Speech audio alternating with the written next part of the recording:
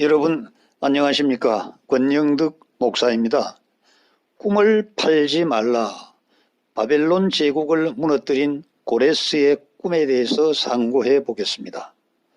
바벨론 제국이 엄청난 위세를 떨칠 때, 천하를 제패하고 있을 때 그 바벨론 제국의 저 먼 곳 광야에서 조그마한 부족이 하나 생겼습니다. 스스로 왕이라고 하지만은 왕이라고 하기에는 국가의 면모가 채 갖추어지기 전의 어떤 사람들의 무리라고 보면 될 것 같습니다. 이 왕이 어느 날 꿈을 꾸었는데 자기 딸이죠. 공주가 높은 산에 올라가 오줌을 쌌는데 이 오줌이 강물이 되어 세상을 뒤덮어 버리더라는 그러한 꿈을 꿨습니다.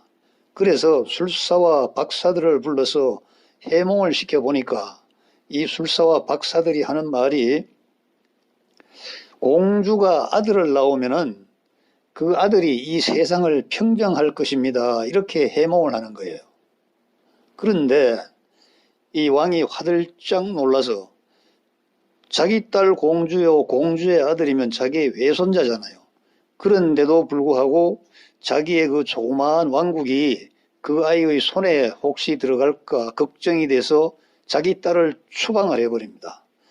반대편 저 먼 곳에 있는 그 페르시아, 이것도 동네 수준의 어떤 그 연합체라고 보면 되겠습니다. 거기에 갖다 버리라고 합니다.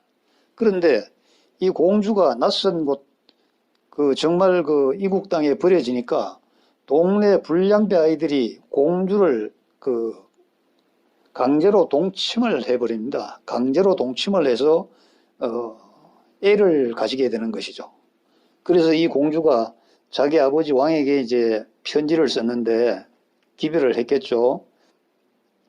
내가 아버지에게 멀리 쫓겨나서 이 낯선 곳에 정말 이렇게 외로이 사는 것도 억울한데 내 의지와 무관하게 동네 불량배들에게 강간을 당해서 내가 애까지 뱄다.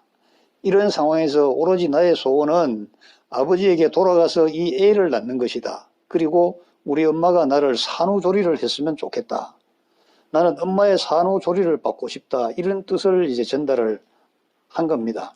그래서 딸을 버린 이 아버지 왕은 마음이 아파서 그렇게 하라고 허락을 하고 딸이 다시 돌아와서 시일이 차서 아들을 낳게 되었습니다. 그런데 핏덩이 아들이 눈에서 빛이 서광이 번쩍번쩍 나고 기골이 엄청나게 장대할 것 같이 보였죠.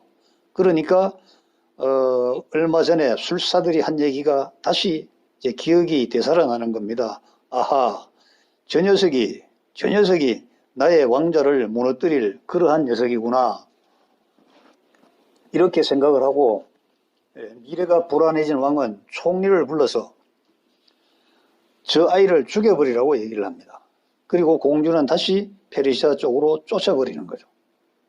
그런데 이 총리가 무슨 생각이 들었는지 이 공주의 그 아들하고 비슷한 시기에 출산을 한 자기의 종의 아들하고 바꾸어서 그 아들을 죽였다고 하고 이 공주의 아들은 그 총리의 종이 이제 키우게 되는 겁니다. 그런데 이 아이가 자라나면서 얼마나 영특하고 얼마나 이 말을 잘 타는지 7살부터 말을 탔고 활을 쏘면 백발백중이요. 검을 휘두르면 장정들이 휘두르는 것보다 더 아주 위세가 있었다. 이렇게 사람들에게 소문이 나니까 왕이 이제 그 소문을 듣고 그 아이의 훈련하는 모습을 보게 됩니다. 그런데 보는 순간 아하, 저놈이 외손자구나. 모습이 자기 딸하고 똑같으니까. 옛말에도 요즘은 그 유전자를 훔치는 경우는 없다 이렇게 얘기하잖아요. 유전자 거짓은 할 수가 없다. 옛말로 따지면 시도둑질 못한다 이 말입니다. 보니까 자기 딸이야. 자기의 외손자예요. 그래서 그 총리를 불러서 다그치니 이실직고 하는 겁니다. 살려줬고 종의 아들을 대신 주겠다 이렇게 이실직고를 하는 겁니다. 그러니 화가 난 이 왕은 총리 너의 아들을 죽여서 끓는 물에 삶아서 너가 내 앞에서 뜯어 먹으라고 명령을 합니다. 그래서 총리는 자기 아들을 죽이고 그리고 자기 아들을 자기 손으로 삶아서 그 삶은 고기를 왕 앞에서 뜯어 먹게 되는 겁니다. 그리고 왕의 외손주 공주의 아들은 페르시아에 혼자 살고 있는 엄마에게로 보내집니다. 그런데 이 엄마는 아들이 죽은 걸로 생각하고 살았는데 이게 돌아왔는데 자기 아들인 거야. 그래서 이게 어찌 된 건지 막 통곡을 하면서 지난 과정, 지난 그 사연을 쭉 이제 듣게 되는 겁니다.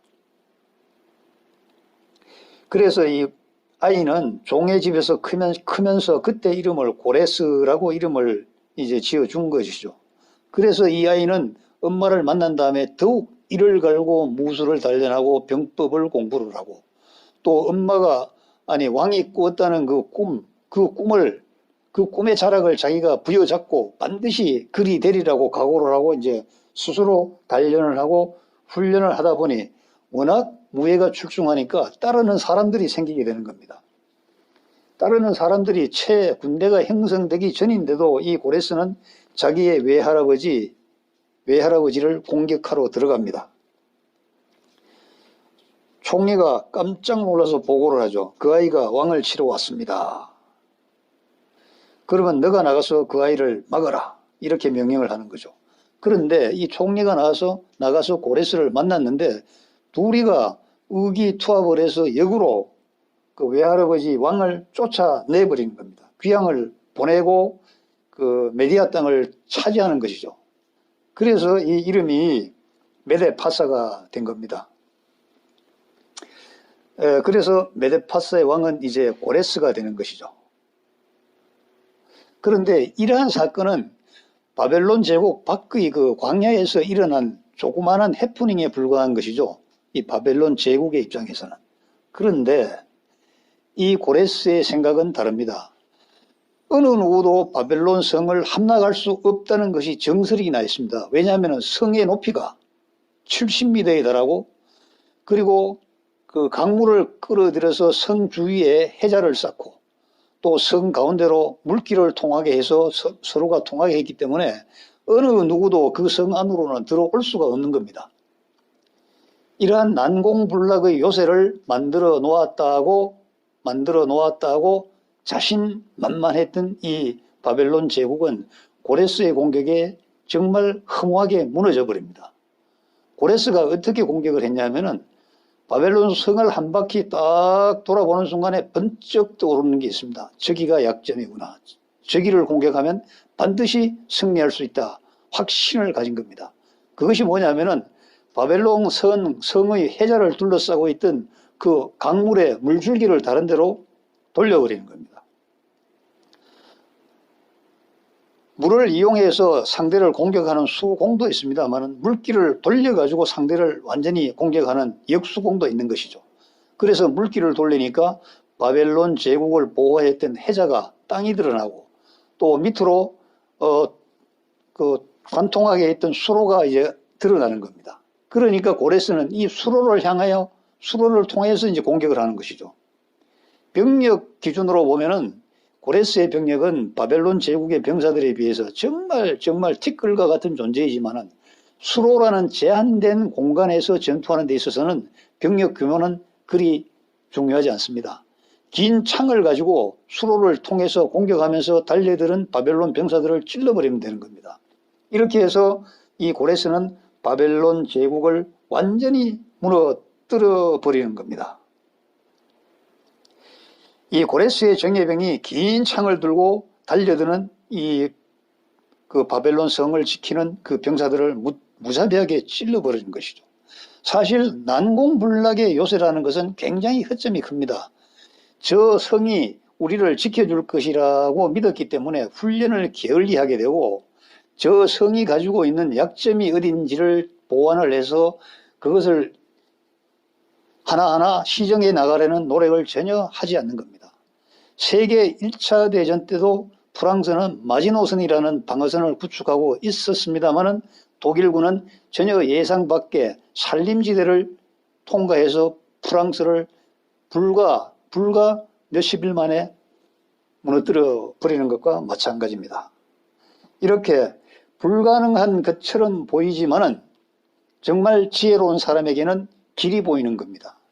사실 이 꿈 얘기는 우리 김유신 전에도 김유신의 누이 문희와 보희 얘기를 우리가 기억하지 않습니까? 보희가 경주 남산에 올라가서 오줌을 쌌는데 꿈입니다.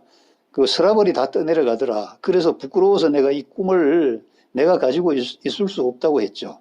그래서 문희가 언니 그 꿈을 나에게 팔아라 해서 비단 한 필에 팔았는데 결국은 문희는 김춘추와 만나고 김춘추는 그 분열되었던 삼국을 통일하고 이 한반도의 주인으로 우뚝 서게 되는 그러한 설화와 비슷한 그러한 역사입니다만은 이러한 꿈은 이거 말고도 많은 곳에서 꿈이 작용을 합니다.